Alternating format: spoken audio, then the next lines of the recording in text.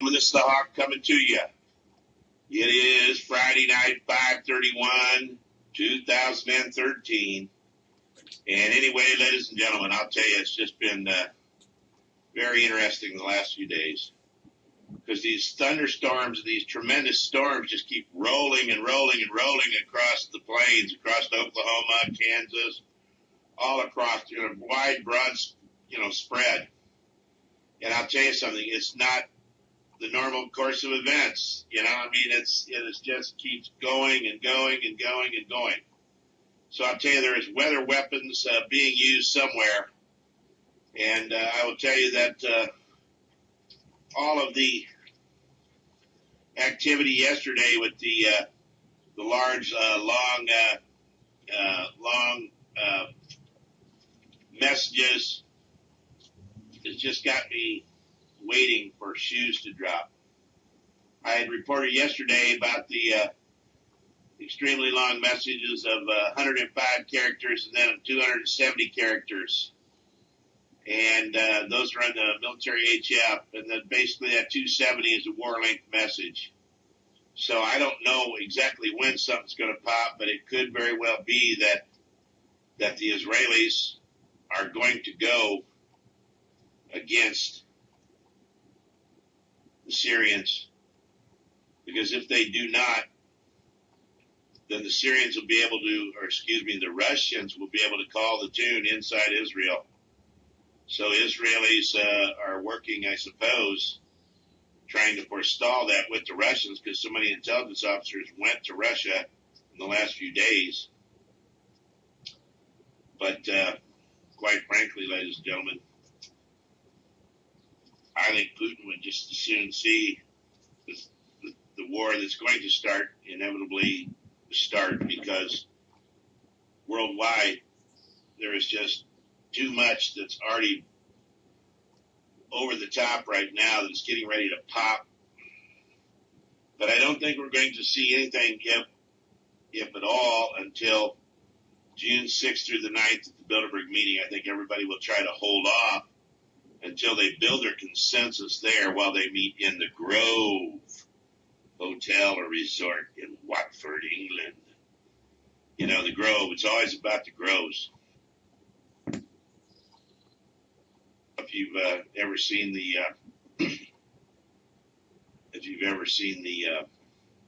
Bohemian Grove film by Alex Jones, or any of the other stories on TV where they had Alex was out there and they had the mystery people who went, the three people who worked for the book writer. Oh, I forget his name. I forget the name of the show, but it was all about the Bohemian Grove. They went out there. Alex showed them how to get in, and then they all got arrested. And Alex got away. Well, I'll tell you something. I was sort of on a walkabout for a couple days in the Ozark Mountains in Arkansas, in a sense, near the quaint Victorian town of up there in the northern Arkansas, and basically Eureka Springs is what I'm talking about. And we were looking around in the downtown area and all of that, and then we kept seeing these, online and different things. This 1886 hotel called the Crescent that's up on the top of the hill away, from the downtown. This is just incredible if you've never been there. It's a very interesting town to go to, because literally you've got a place where there were old springs or ancient springs that were just tremendous in quality of the water, which unfortunately have now been polluted. But they stopped all the redevelopment of this town way back when early, and it's all the old Victorian buildings, sidewalks, everything was there.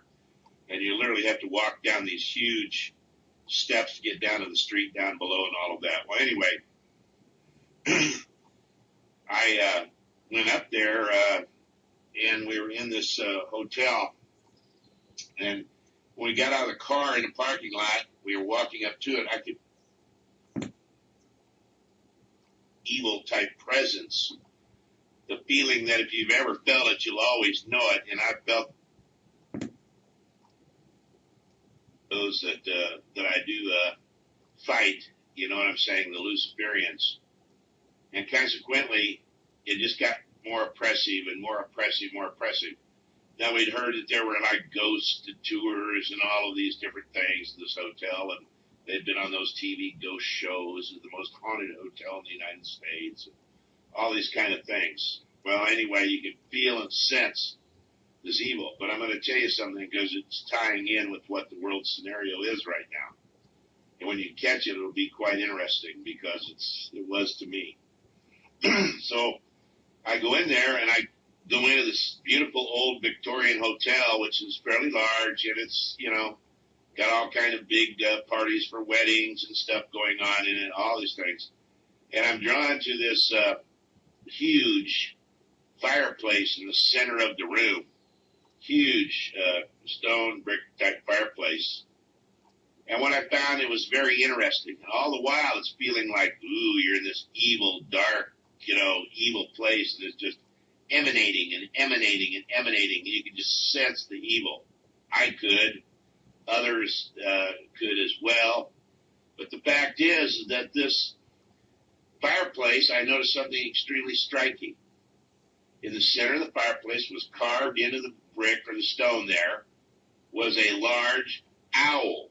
You remember the owl at the Bohemian Grove, the 40-foot high statue of the owl? Moloch, they call it, you know?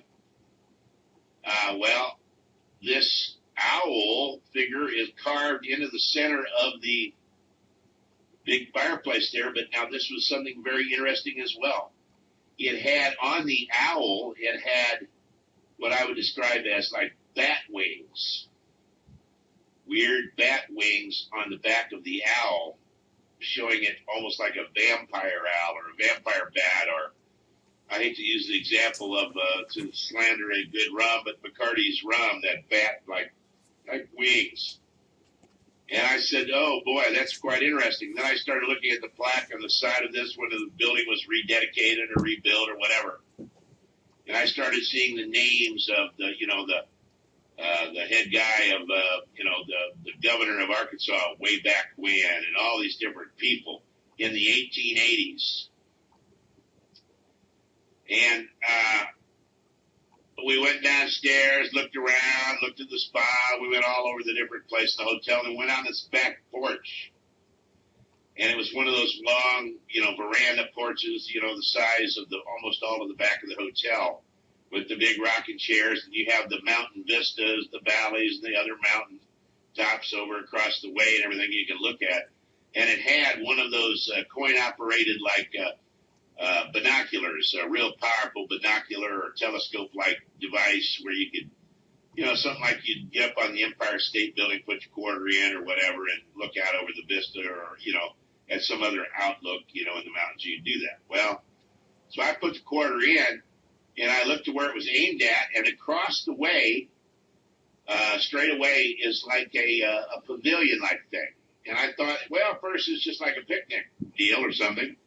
And I got to looking at it, and it is, as people were up in there using it for a picnic, but it was sort of like a Greco-Roman, like, canopied pergola or something like that. It reminded me of what's in Dealey Plaza, okay, to a certain degree, but this was, you know, like a fancy, like, Greek-style, you know, pergola or something like that.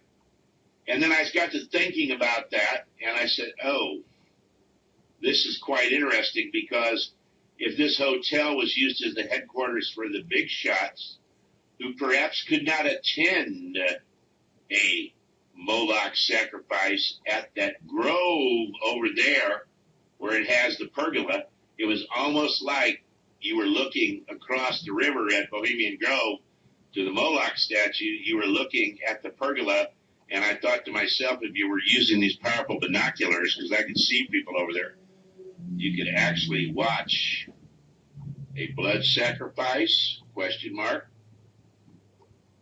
from that veranda. And then I got to looking again, and I could see on another line of sight, and these lines of sight were made sure that you could see them, because the trees were trimmed in such a way to make sure that you could have that line of sight. And you've got to understand that I was feeling this whole evil presence, this evil over pressure, you know, this presence just like tremendously all throughout this whole area. And this other line of sight on a triangular basis, you know, like a triangle from the point there at the hotel, was further north to the west, or further southwest. Up on another mountaintop was a huge mansion that looked like an Addams Family type mansion home. And I thought to myself, this is quite an interesting triangular type of situation. We then walked down from the veranda onto the back area there. Interesting enough, they have this cat that walks around the whole time. It's like a cat familiar. And then we saw a tombstone for another cat buried in the flower gardens there. And I was still at the same time feeling all of this tremendously evil, you know, presence. So then we walked down into a little grove of trees right adjacent to the hotel, a little miniature grove. And that place just was tremendously, I sensed and felt the evil there. And then I looked, and there was another, down the hill was a church that had been built there, but clearly the Crescent Hotel with the sign of the crescent moon on the top, which I got to thinking about that as well. That's the Allah, you know, symbol, the Muslim Allah symbol. And what is it used by? It's used by the Shriners, 32nd degree, at least to be a shrine, remember in the shrine. And also, so I got to thinking, I'll bet you that all these people involved with this were the high Masonics. And then it dawned on me, oh boy, I wonder if Albert Pike ever came here. Albert Pike was from Arkansas.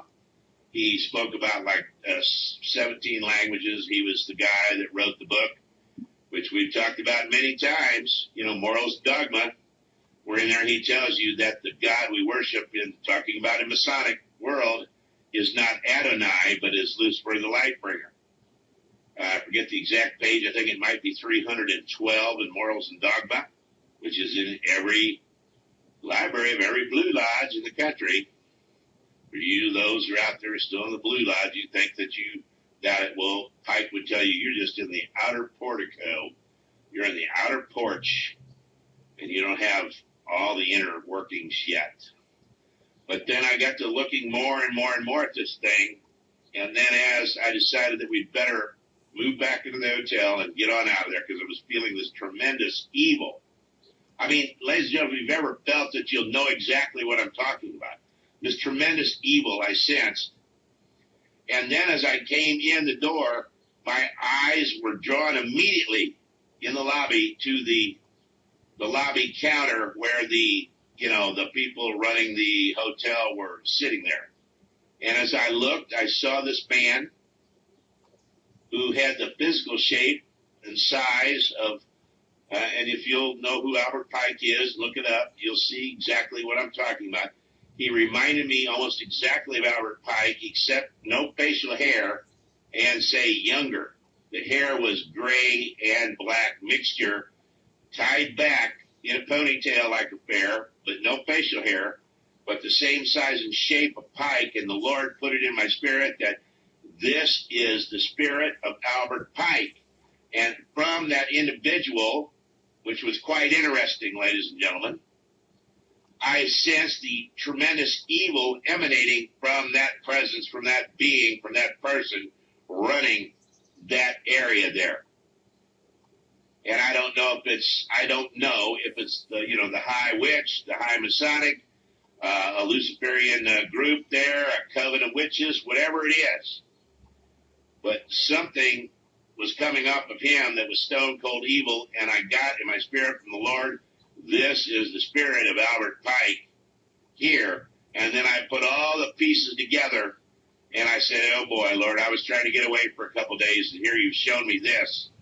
So then we went out into the parking lot to get in the car to leave, and this evil presence is just so heavy and burdensome, ladies and gentlemen. And so then I prayed out loud. I said, Lord Jesus, protect me and the people here in the party against all evil. And I had them repeat it as well out loud. And then it lifted.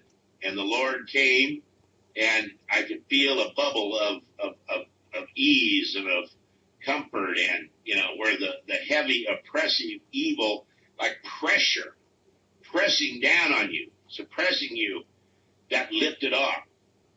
And so we got in the car and take off and go down the driveway, and I'll be doggone if at the end of the drive, there's a house that's right there as you got to make a left or right turn to go up or, you know, down the hill or whatever on this high hill there, small mountain. And I got to looking in their yard. There was this whole front yard filled with flowers and herbs and vegetables, you know, things, but mostly herbs, flowers, and that type of thing. And I'm sitting right there, and you know these Halloween pictures of a witch in silhouette, you know, where they have the chin that juts out, and then the hat, the black hat that's tipped, you know, down over their eyes with the pointy top and all that kind of thing.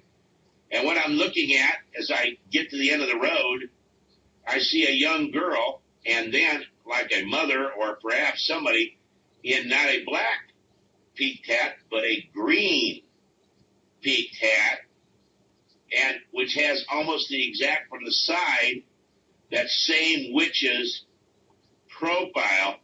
And I see her pointing with the young girl to these different herbs. And I thought to myself, this whole area up here by this hotel, I allege, is filled with people who are part of the coven or the Luciferian group. And ladies and gentlemen, that was quite a revelation to me because, you know, I was trying to get away for 2 days. And that was when the technical things were being upgraded on the show here, technical phone changes, etc., at the satellite uplink. And so that's when I was gone for the 2 days.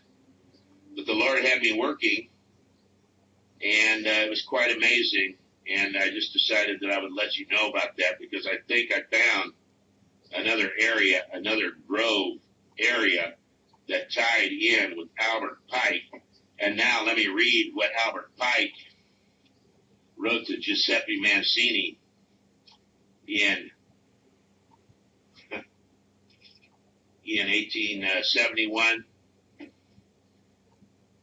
The Third World War must be fomented by taking advantage of the differences caused by the agent tour of the Illuminati between the political Zionists and the leaders of the Islamic world.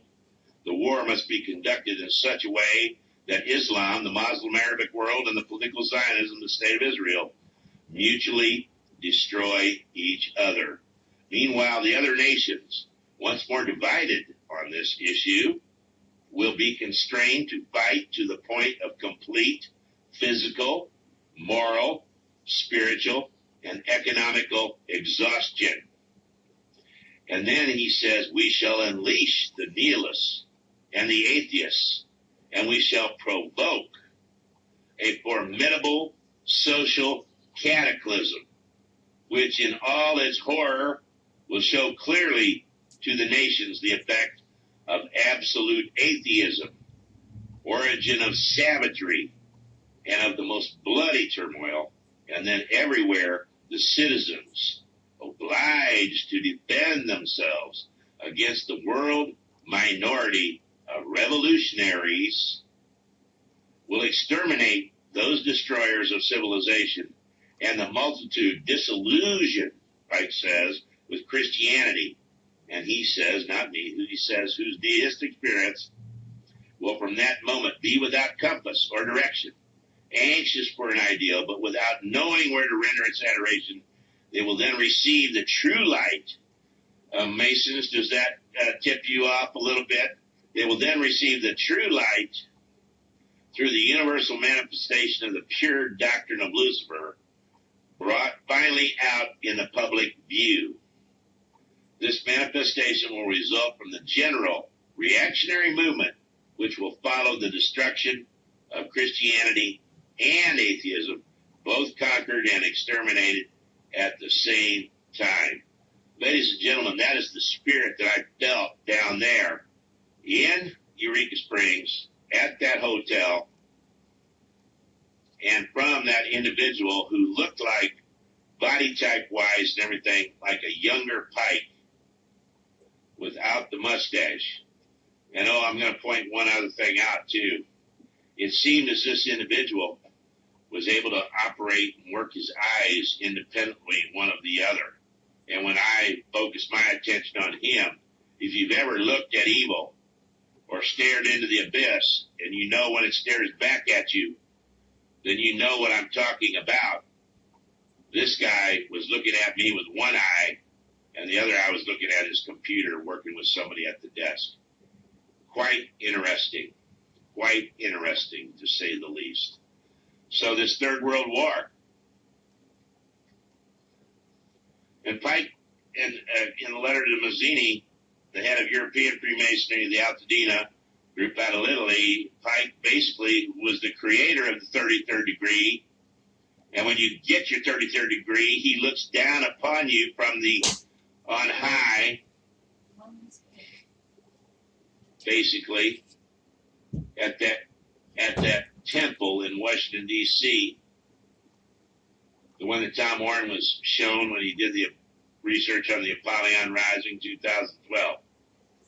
And ladies and gentlemen, I'll tell you, Apollyon did rise 2012. The Lucifer, I believe, is on this planet, and the AC is certainly loose. And this thing is getting ready to kick off. I know Tom Warren's got the new book and thing he's working on now about 2016.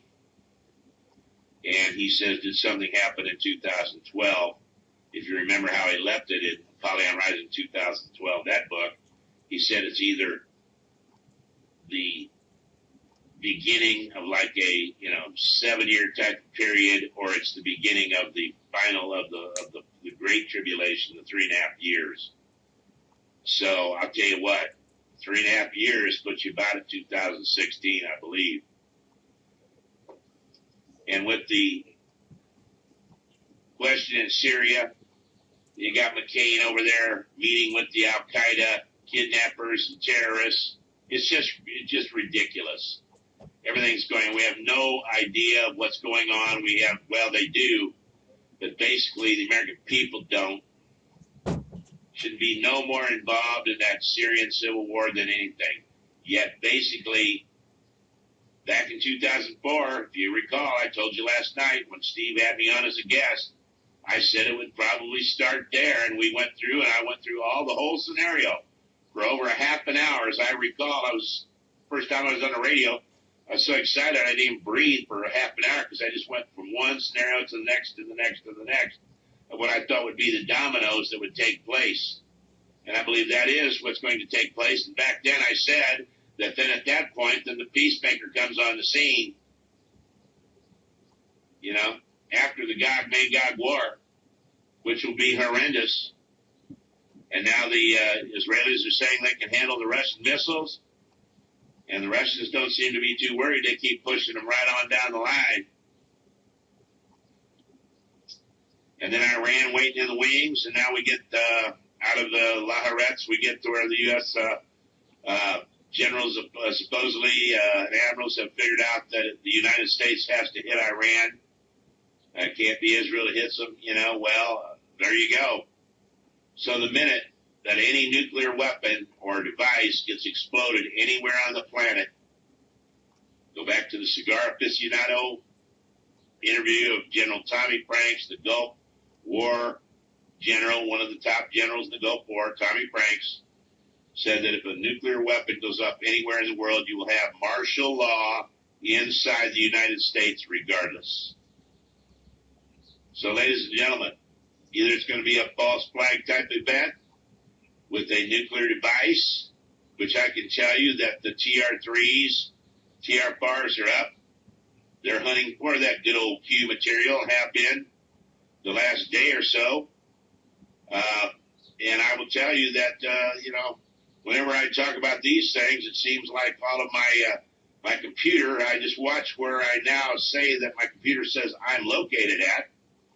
and I can tell who is accessing and running my computer with the mirrored look, you know, and who's doing it. So I don't worry about that because I work for the Lord Jesus, and I basically am going to say what I'm going to say based on what he's told me to tell you and what he's told me to say and to say to them, because if you recall, my first charge from the Lord when I was recruited was to strike blows against the enemies of the Lord Jesus. The second charge was to warn the remnant, those with eyes to see and ears to hear of what is coming out of repair. And all I can tell you is I believe we're very close to the World War III, which will be the Gog-Magog War. And then that will then be a scenario where the peacemaker shows up, where the great delusions take place. The guy comes down, he calls fire down from the sky, et cetera, and he then basically is, the devil is Lucifer overlaying or possessing the body of the Antichrist. You're going to see the witnesses the whole 9 yards. You're going to see the two witnesses. You're going to see this take place. So if you're still waiting to start preparing, I suggest you do it awfully quickly and you start tonight. You know, the first thing you would be water purification and food. You get the long-term storage food, you know. You get the 40-day, 40-night payouts. You get it from anywhere. Get canned goods, whatever it is you can. And like I've told people before, and had the nice young college guy call in and saying that he didn't have much money. He was pretty much a poor college kid working to try to get through. But that he had bought, just like I'd said, buy an extra can or two of chunky soup or you know, some kind of you know, chili with beans or something in it.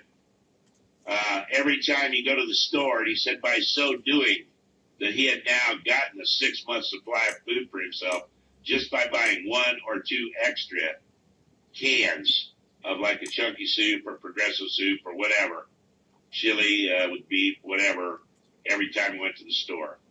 So I urge you to do that. If you've seen, interestingly, the other day, Steve posted, I believe, or got information about a new purchase order out west in New Mexico to where they were even buying up 45 long Colt, 22, number 8 target load, bird shot, shotguns, shells, and all kind of obscure calibers and things. They're trying to dry it up in that local area in New Mexico. We'll be back in a minute, ladies and gentlemen, after the break. With natural and man-made disasters and economic turmoil, if we don't get well prepared, we will most certainly regret it. Good readiness must include storage of high-quality food that will build us up rather than tear us down. Much of the storable food available is full of bad fats, salt, sugar, nutrient-poor refined foods, and even MSG. In response, EnerHealth Botanicals has created our 40-day and 40-night 100% organic preparedness pail. It's GMO-free and has a 10 to 20-year shelf life if stored at 60 degrees or less. Some of the items need cooking, some can be eaten dry, while some can be soaked and sprouted. These are selling out fast at third the price of storable food packages. Call us at 866-762-9238. That's 866-762-9238. Or go to enerfood.com, ENERFOOD.com. 866-762-9238. Or go to ENERFOOD.com.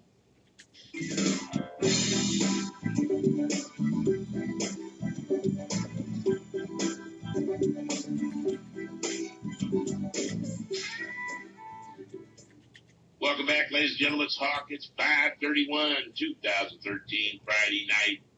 And what I was talking about is preparing, and you better get ready because martial law will come. According to General Tommy Franks, any nuclear weapons exploded in the world. Or if a device goes off, or a dirty bomb, or any kind of a thing like that. Or the other thing is a bioweapon or some sort of a act of God, quote unquote, like plague. You know, the H7N9, this corona SARS, like new corona type virus that's gotten into the hospitals in New York. But since that, they announced that, there's been no further story on it being in the United States. But there is a story about a mystery illness in Alabama where 2 out of 7 died with it. And then they did a lot of fiddle of the can and dancing around the old campfire there and said, well, only one person tested for, H1N1 flu. Nobody tested for H7N9, the new bird flu or whatever out of China. But then they go down to the story and they dance around all these other issues. And then they say, but nobody knows what it is because the CDC is studying it and the tests haven't come back yet. So how do they know what it is or isn't?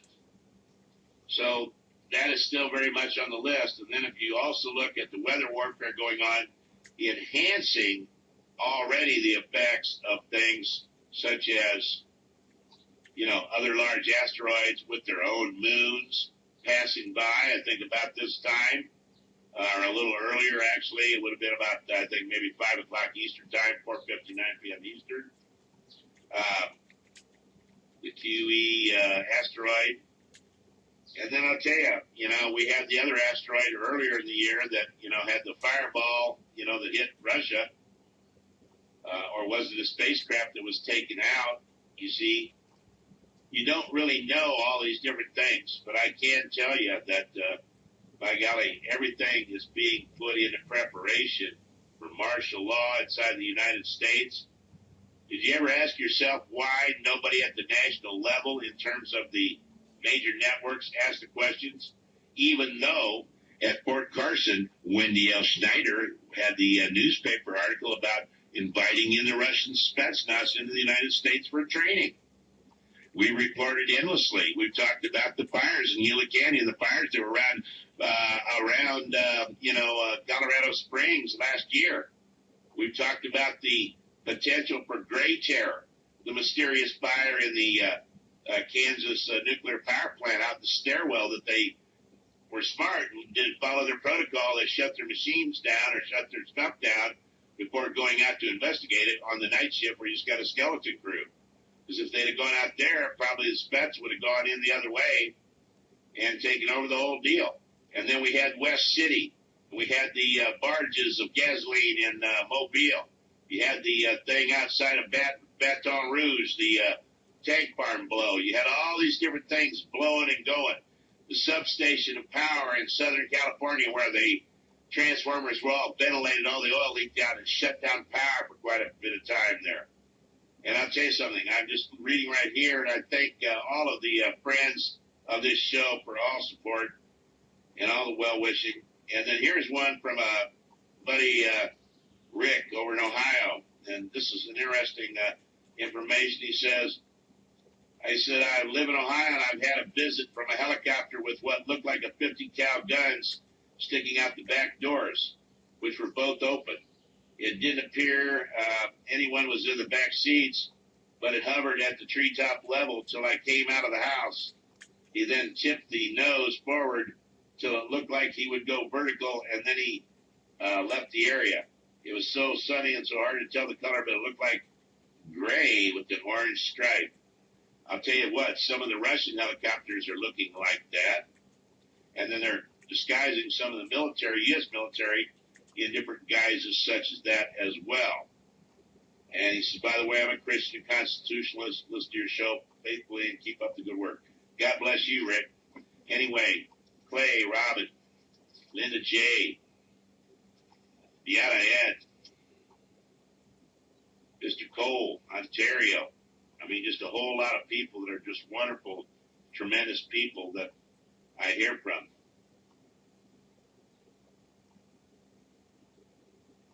Lucy, the Justinian, yes, nice to hear from you.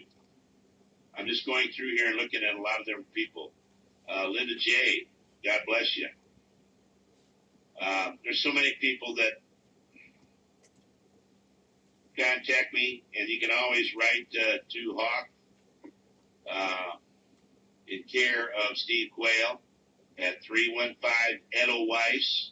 315 Edelweiss Drive, Bozeman, Montana. Zip is 59718. You can write to Hawk in care of Steve Quayle at 315 Edelweiss, Edelweiss Drive, Bozeman, Montana, 59718. You can send a card. You can say hi. You can always contact me by email. You can contact me at steve777 at stevequail.com, and you can say attention Hawk, and I'll get that information too. Any support for the show and the broadcast for myself is appreciated, and we're going to try to keep up regardless of what's going as long as we possibly can. And there's so many people that I'd like to acknowledge and say hello to, but there's just too numerous to describe and to list everybody's name. Someday that we all meet in heaven, I'll tell you, we'll all know each other real quick. And I thank everybody for all wonderful wishes and thoughts. Here's one here. Don, Aurora, and Deuce. God bless you. I'll just give a few more out here as I'm just looking through these different items here.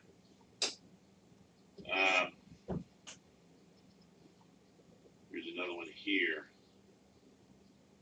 David and Jean. God bless you. Well, anyway, ladies and gentlemen, I thank everybody for all support. If you would like to send a donation, you can. If you just like to say hello, you can do it the way I've told you. If you send Federal Reserve notes, silver, whatever, any metals or Federal Reserve notes is the best way. And I do get them and receive them. And God bless you all. So anyway, ladies and gentlemen, isn't it interesting that the spirit of Albert Pike, I found it in Arkansas, found him in Arkansas with a body type of the person there that it looked exactly like his body type from his heyday when he was in the cavalry, because he had an irregular cavalry unit. And the Lord just put it on me. He said, that's Albert Pike, fuck. And that's basically what it was. And I got to thinking about the whole thing, and it all made so much sense. And then I thought of a grove site, another grove site, and how many people have watched from that portico of that hotel, perhaps over the years, perhaps over the years, and have watched across the way to see their own little play or sacrificial play in their own little grove. And ladies and gentlemen, the time that this is starting to happen, you're starting to see it. You're seeing the spirit of lawlessness. You can just read every day there's 2 or 3 police things. Florida teen slammed to the ground in Miami Beach area for giving the cops a dehumanizing stares. He stared at them dehumanizingly, and then he tensed his arms, and his body language showed that he tensed up. He was stiffening up and pulling away. So at that point, then that's felony arrest. So what do? They choke him out until he can't breathe. Then his mother comes over with the cell phone camera to try to document while they're killing him and choking him out. Now, he did not die. But then if I brought up the other 2 things from the other night, which we were talking about, and we were talking about the man who heard the burglar alarm and his neighbor go up, and he got his piece to go over there to investigate before he got out of the garage and at the end of his own driveway, which is quite interesting that the police in Fort Worth, I believe, were already there, and the police lit him up in his own driveway. And it's just quite interesting. How were they there the minute the burglar alarm went off? That's interesting in and of itself, isn't it? Oh, ladies and gentlemen, I've just seen so many of these things. And then where they tased the people to death in the Costco, the pizza person was tased to death in Costco. It's just, ladies and gentlemen, it's just getting crazy. It's getting so surreal and nuts. And then if you've seen the interesting article, I guess they've had the, out in Utah, it's an article at the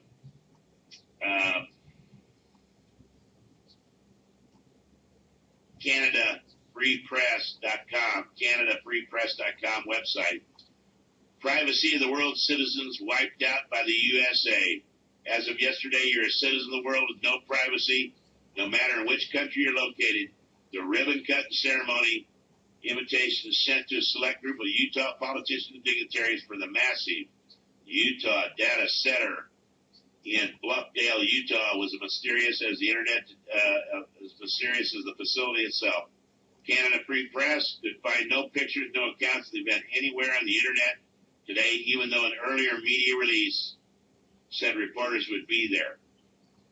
The bigger than the CIA National Security Agency, that's the necrophiliac Shiite arseholes, that's what I call them, excuse my French, had previously stated the facility would start operations September 2013.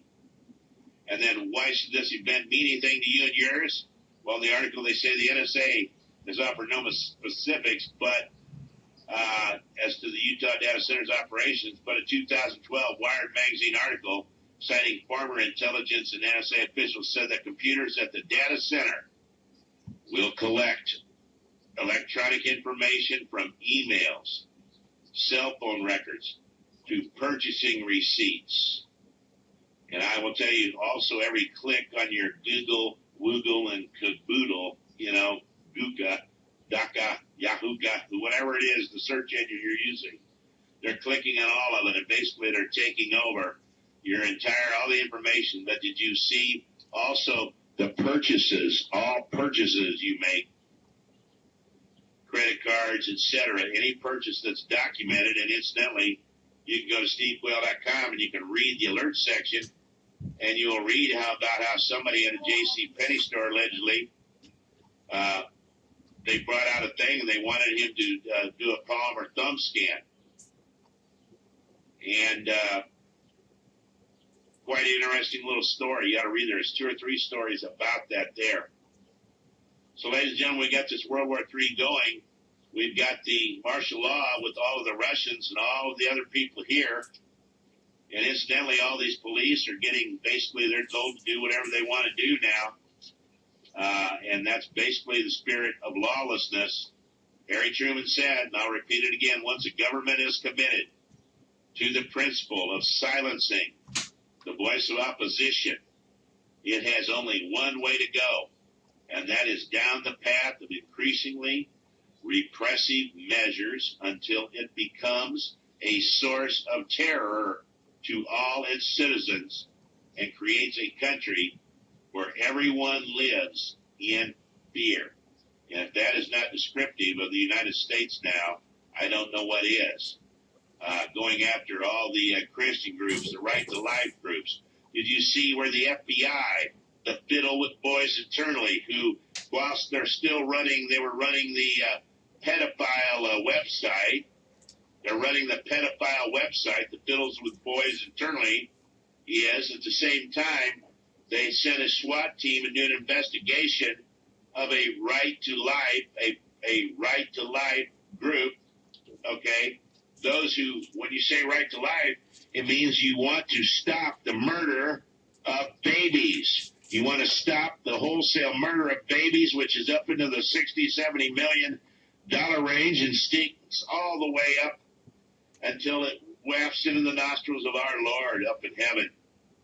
You see, ladies and gentlemen, that's what the FBI wants to go and investigate. While the FBI is running a pedophile website, they're also investigating those who would like to prevent and preclude abortions, the killing, the murder of children from happening. And then I think about the lawlessness of the Attorney General, the alleged lawlessness of him. And I go back and think about him being the deputy under Janet Reno, and that his name first pops up and comes into the fore in relationship to when the children in the bus at Waco, when they kept shooting round after round after round of tear gas into that underground bus to kill the kids, the little baby children. And I think about it, and that's when anybody who also came out of those burning buildings was taken out by sniper fire. Okay? That's when Holder's name first pops up in the Butcher Reno's Waco debacle, and he perks up and you see his name originally associated with the orders involved with taking out the kids' bus. So never forget that. And the Lon Horiuchi, the FBI sniper who killed Vicki Weaver and shot her at the doorway as she looked out the door of her cabin while she had a baby suckling at her breast. And he murdered, Lon Horiochi murdered Vicki Weaver with this sniper rifle, and he gets a medal for it. Will you fiddle with boys internally? You're going to start fiddling in infernal regions, because you are now tears. If you're a good guy there, you better get out, because you're going to get tagged with all of the evil that is present and is extant throughout your entire organization now. And if anybody cooperates with you ever again, if anybody ever answers a question, they're stupid. Anybody who comes into any contact with you should be wary that you're going to get their head ventilated 7 times just because the guy, and then the FBI then lies about that and gives 5 separate different stories about what happened to the Chechen boy, the MMA kid down in Florida, at Orlando, in his own home, with 4 agents present. And then the first thing they said, oh, he pulled a knife and he cut the agent. Then they said, well, oh, no, well, the agent just had minor cuts. And then he says, oh, well, there was no real knife. And then they said, oh, it was a sword. They said, no, it wasn't a sword. Oh, it was a stick. Oh, and then, no, it wasn't that. He lunged at us. But now they say, well, we're really not sure what happened. Even though there's 4 agents there and more outside? You lying pieces of crap? And then you got the Attorney General, at least, if not the Joker Tut above him, ordering it, running guns to narcotraficantes, running illegal weapons to the dope rings in Mexico, which then they kill hundreds of people in Mexico, murders, and then 2 Border Patrol agents of the United States. Then why don't you arrest yourselves, FBI? Why don't you arrest your Attorney General, FBI, or U.S. Marshals? Why don't you arrest them for accessory before and after the fact with the murders of the Border Patrol agents? And then the fact that he then tries to get the media in yesterday with an off-the-record quote thing to give you the word. Oh, no, we promise I'll never do that again to you. We promise that, and then you do it, you can't talk about it, though. We're precluding you from talking about any of this. He needs to be arrested, charged with perjury. If you look at what Sensenbrenner, the letter that Sensenbrenner's committee sent to him, he basically lied in a testimony to Congress. He lied. That's called perjury. He needs to be charged with it and found and convicted and sent to jail. And then the Joker Tut needs to be impeached. Needs to be impeached for Benghazi. For also, just as Dick Morris said that he had to be involved in the targeting of these individuals, because the fundamental question is, cui bono? Who benefits? Well, these were all enemies of Obama, political enemies, people that could have hurt him in the election. And then Benghazi was given the free pass and all of that stuff by the mainstream media. Well, now you have them there, investigating all the reporters and all this stuff and going to charge Fox Media. You don't think that the Joker Tut did not know about this with the Attorney General? And he said, and had the temerity to say, that he just learned about it by reading it in the paper like y'all did.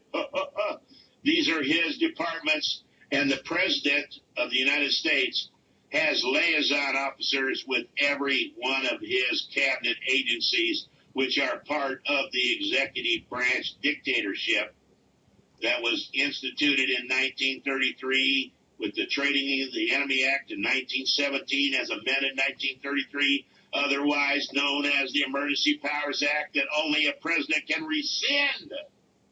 And every time a president is elected, the first thing they do is to declare a state of emergency. Oh, ladies and gentlemen, it's just beyond belief what's going on.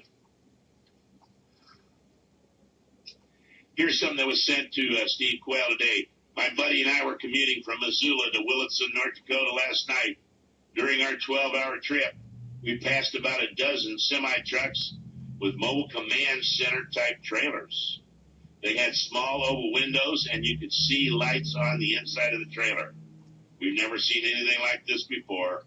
They were all unmarked, and unfortunately heavy rain prevented us from seeing the license plates. We were just wondering if any knows what these are.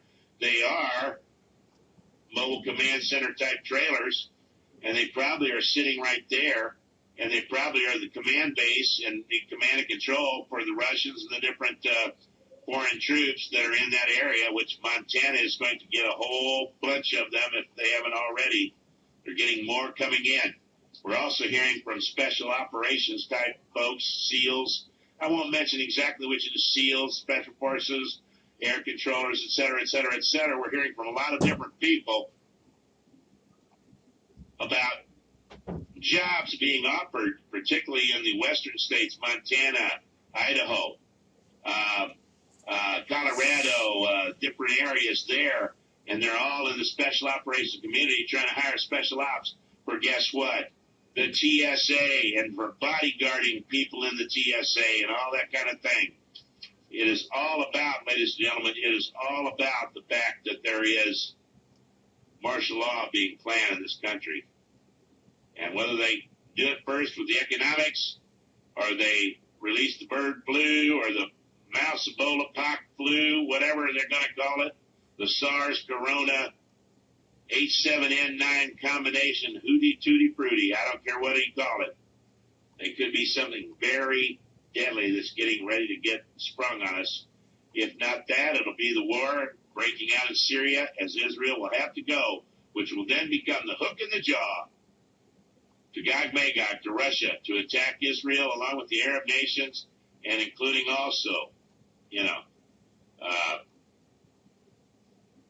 all of the other nations as mentioned, Ezekiel 38:39, Torgamah, Gomer, Libya, all the different nations, Persia. Oh, ladies and gentlemen, I will tell you this, that there are some people still left at the ultra-black level, the mighty men and women of valor, who still have our best interests at heart and still follow the Lord Jesus. I know there's still a remnant of them still out there, even though they're now in joint group area. And where that means that basically the Magi have been repopulated back in with the magic, the black magic. And hence that's why my